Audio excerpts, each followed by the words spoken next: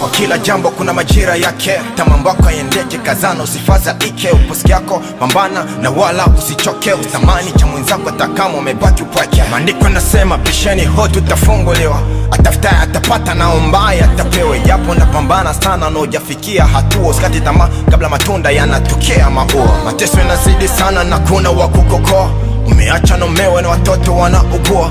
Kuna muda na hisi ya kwamba umechezewa, usiogope yupo Yesu mkombozi atakuokoa. Vumilia, maisha ni vita, ndo unapaswa kujua. Chakulia ni mapito, nadhani unanielewa dado, sijali siku yako ikifika utaolewa. Katika jina la Yesu mambo yako yatafunguliwa. Jipe moyo kwa kila jambo, maana hauijui kesho. Tumika kwa sababu mwanaume atakula kwa jasho. Wezi pata cha maana bila kupisha mateso, kwa na busara na kwa sasa kubali kula kwa macho.